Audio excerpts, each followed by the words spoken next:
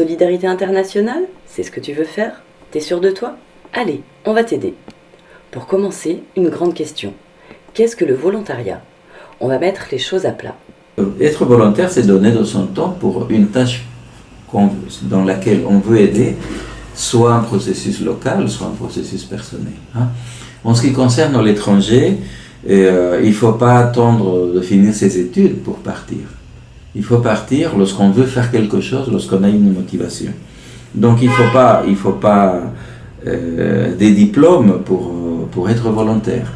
Il faut des diplômes si un volontaire va réaliser un travail spécifique où il est exigé une expérience professionnelle. Mais ça, c'est marqué dans l'intitulé. Mais en général, ça c'est des volontariats, des personnes qui ont déjà beaucoup d'expérience, qui ont terminé leurs études, mais la plupart des volontaires qui viennent, qu'on reçoit, qu'on guide, qu'on oriente à France Volontaire, c'est des personnes, des jeunes ou des adultes, qui veulent développer à partir d'une motivation. Une motivation qui peut être le sport, la culture, l'animation socioculturelle, travail avec des jeunes, sur la santé, l'agriculture, dans tous les domaines de la vie.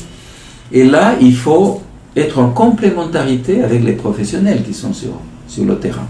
Le volontaire, il ne fait pas tout. Une définition du volontariat, c'est d'appuyer quelque chose qui existe au niveau local, mais au niveau local dans son quartier aussi.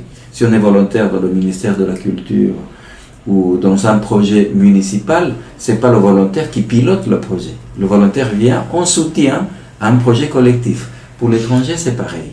Un volontaire va arriver, il y a une équipe locale, il y a une association, il y a un projet qui préexiste au volontaire, le volontaire va s'insérer, il va donner avec ses compétences ou ses motivations, on va lui trouver une place pour qu'il travaille là-dessus.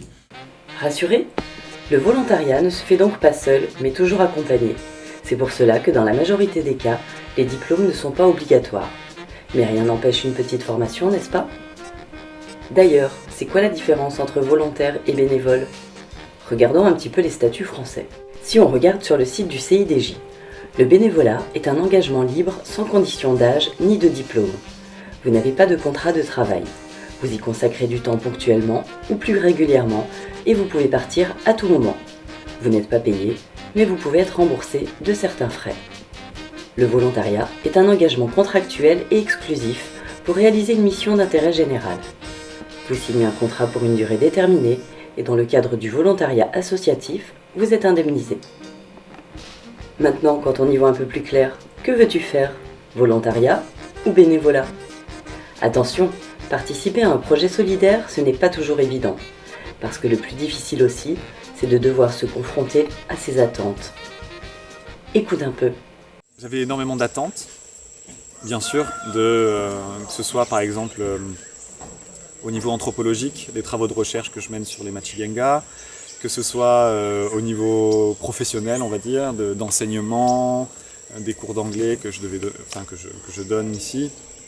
Et puis bien sûr, l'attente que tout volontaire a, d'épanouissement, de rencontre de l'autre, de découverte d'un pays, d'une culture, d'un milieu, d'une nature, tout ça.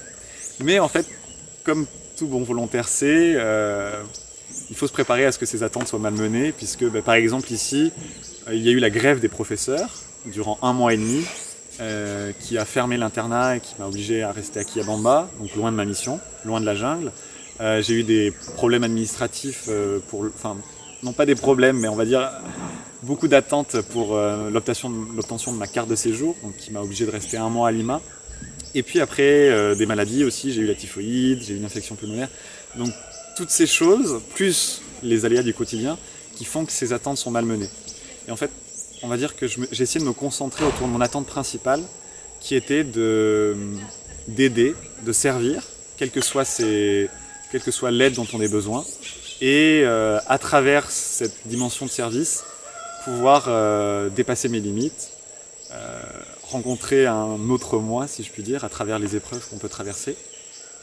Et pour finir, bien sûr, une félicité et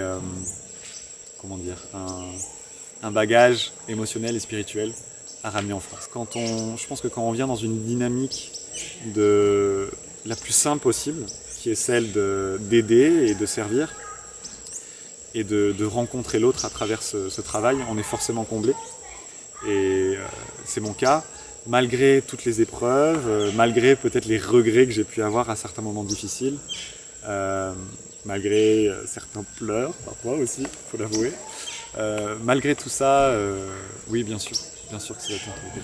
Et moi je dois avouer, quand j'avais recherché sur internet des trucs sur le volontariat et tout, on parle beaucoup d'épanouissement personnel, la quête du sens de l'existence et tout ça, qui se complaît un peu dans cette image romantique du volontariat, et ça me blasait un peu. Enfin, je trouve que c'est hyper individualiste, hyper égoïste comme vision des choses, et c'était pas ça dont j'avais envie. Je sais que je viens pour aider des personnes, et que la mission telle qu'elle est décrite à la base, au départ, quand j'ai postulé, ça devait être au mois de mars, avril, je savais qu'elle pouvait évoluer, et j'accepte qu'elle évolue et que ce soit quelque chose de différent. À partir du moment où moi j'arrive à les faire, à leur donner quelque chose qui va les aider, c'est le plus important. Donc j'avais pas d'attente particulière là-dessus. Juste rencontrer des gens qui, je sais, ont besoin d'aide, et si moi je peux leur apporter quelque chose, voilà, c'est le plus important. La polyvalence, et oui, la clé d'un séjour solidaire réussi, c'est accepter de s'adapter et ne pas se borner à ses propres projections. Maintenant qu'on en sait plus sur le volontariat et le bénévolat, une autre grande question surgit. Pourquoi partir en séjour solidaire ? Qu'est-ce que cela peut t'apporter et qu'est-ce que tu peux apporter ? Pas de panique, on a quelques débuts de réponse dans notre chapitre 2. En attendant, on récapitule. Pas de diplôme nécessaire, une équipe locale, ne pas rêver d'être un super-héros, être polyvalent.